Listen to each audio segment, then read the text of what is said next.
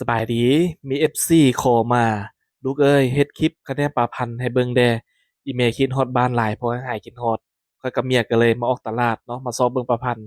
แต่ปลาพันธุ์บ่มีมื้อนี้ได้ปลาเป็นปลาลอแลตมาเนาะทุกคนเอิ้นปลาลอแลตอันนี้เนาะมันก็คล้ายๆกับปลาพันธุ์ตัวขนาดส่ำกันเลยได้เฮ็ดบีงามๆมาเด้อทุกคนอันนี้ไทบางเวียงเขาเอิ้นเฮ็ดบีเด้ออยู่อุดมไสเขาเจ้าเอิ้นเฮ็ดมอดเนาะเฮ็ดสมอดแต่ละท้องถิ่นได้เอิ้นเฮ็ดหยัง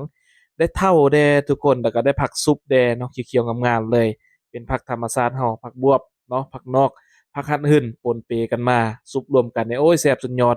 ให้แม่เฒ่าไปตัดตองมาให้ตองก็ตองอยู่หน้าบ้านนี่แหละเนาะปลูกปลาไว้พอได้ใส่ห่อหมกห่อคะแนบปลาอันนี้เราจะบ่ใจขี้มันออกเลยทุกคนจะล้างสะอาดแบบนี้แล้วก็ไปคะแนบเลยได้ยินเสียงปลาดิ้นอยู่กลางนาแดตัวบ้าใหญ่เลยหน้าตาของปลาลอดแลตก็จะเป็นแบบนี้เป็นแบบคือปลาลดเลยเนาะคันผู้ใดเคยเห็นปลาลดนี่จะคิดออกเนาะทุกคนหลังจากนั้นเราก็มาต่อด้วยการซอยหอมเกียมหอมเกียงหยังก็บ่มีหยังหลายเนาะมีผักเผ็ดดิบ หัวกระเทียมเนาะหัวผักบัวแล้วก็มีหัวสิงไข่เนาะผู้ใดมามักแคนก็เอามาแคนใส่พร้อมจะหอมดีเอาข้าวเปียนใส่หน่อยหนึ่งแล้วก็เคี่ยวลงในตองที่เราจะคะแนบเลยบางคนเขาเจ้าก็เฮ็ดหมกหม้อกินก็ได้เนาะก็ฮักแซ่บคือกันแต่หากหาเฮ็ดคะแนบใส่ตองแบบนี้มันจะได้หอมกลิ่นตองเนาะก็สิประมาณนี้ทุกคนเฮ็ดเป็นคะแนบแบบข้าวต้มแบบนี้เลยมันจึงจะสุกไวทานร้อนได้ทีแล้วก็สิเอาหยองใส่ถ่านเลยแล้วก็มาต่อด้วยการล้างเถ้าได้เถ้ามาได้ทุกคนเถ้างามๆเนาะ สิเฮ็ดลาบเท่ากินเด้อมื้อนี้เนาะขี้เหงื่อค่อนข้างหลายเราต้องได้ล้างหลายๆน้ำล้างเท่าแล้วก็สิมาล้างผักต่อมาจ่ายผักล้างผักมื้อนี้เฮ็ดซุปผักแด้ทุกคนคะแนนปลาของเฮาก็เริ่มได้กลิ่นหอมแล้วข้อยก็สิมาปีนพริกอีกด้านลงหอมผักอีตู้หอมหัวสีไข่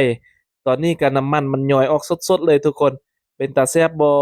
บรรยากาศยามแลงทุ่งนาเนาะมื้อนี้บรรยากาศดีฟ้าก็บ่ฝนแล้วก็บ่แดดเนาะปิ้งคะแนนปลาไปนำฟังเสียงเขียดฮ้องไปนำอ่อนซ่อนเลยทุกคน จีมะเพ็ดเจียวหูกระเทียมใบใส่ซุปผักทุกคนตอนนี้ซุปผักหากะซุกเป็นที่เรียบร้อยจะมีผักบัวผักนอกผักธรรมชาติบ้านนาของเฮาใส่มะเพ็ดหัวกระเทียมใส่ข่ามะงาหอมหอมซุปข้นยุ่มให้เข้ากันทุกคนก็สิได้สีสันประมาณนี้เนาะเป็นตาแซ่บบ่คนเข้ากันแล้วก็ซิมเบิ่งบ่พอหยังก็เติมใส่อีกเนาะแต่เฮาบ่ได้เติมหยังเด้อพอดีเลยเมียว่าแซ่บยกโปเลยเมนูซุปผักนี่ก็ถือว่าเป็นอีกหนึ่งเมนูที่คอกันเข้ามาหลายเนาะทุกคนโดยเฉพาะแมน FC ทางต่างประเทศเนาะขอเข้ามาหลายแห่งบ่ว่าจะเป็นลาบเท่าบ่ซุปผักแกงหน่อบ่พอให้หายกินฮอดบ้านเนาะตอนนี้คะแนนปลาหักกะสุกได้ทีแล้วทุกคนหอมสมุนไพรหอมผักอีตู้หอมหัวสิงไข่หอมผักเทียมเนาะหัวหอมบัวอีหยังต่างๆเลยถือว่าสุกสีสันเป็นตาแซ่บอีหลีทุกคนเรื่องเนาะมีไผมักเมนูนี้แดเป็นเมนูโปรดของไผแดคอมเมนต์มาบอกได้เด้อว่าสิห้างข้าวกินเฝ้าเตาไฟชมบรรยากาศทุ่งนาแซ่บๆ คักๆหนึ่งเนาะฟังเสียงกบเขียดห้องแต่บรรยากาศบ่เป็นใจทุกคนเนาะฟ้ามืดปิกเข้ามาเนาะฝนเริ่มทยอยตกลงมาแล้วก็เลยได้ฮอบกันมากินอยู่ในเนาะทุกคนจะมีลาบเท่าแล้วก็มีคะแนบปลารสแล่บเนาะก็คืออันน่ะแบบเดียวกับปลาพันธุ์หั่นเลยเนาะมีซุปผักแดงอาหารพื้นบ้านพื้นเมืองของเฮาเฮ็ดเป็นปั้นอ่องล่องแบบนี้ทุกคนแล้วก็ตักคะแนบปลาใส่เนาะเอาคำเคาตุ้ยโถๆแซ่บๆทุกคนเอ้ยมาเด้อกินข้าวแลงนำกันเด้อเนาะ กินเพื่อพี่เพื่อน้องทางต่างประเทศแล้วก็ทางฝั่งไทยทางฝั่งลาว FC ผู้ติดตามทุกๆคนเด้อซุปผักมื้อนี้ก็แซ่บๆทุกคนมากินเพื่อตามเคยเด้อเฮ็ดคำใหญ่ๆเนาะกินซุปผักมันจึงจักแซ่บหยิบเทื่อเล็กเทื่อน้อยมันก็บ่แซ่บปานใดเนาะแบบเมียข้อยเลยเนาะยุ่มมาบ้ายใส่ปันเขาแบบนี้เลย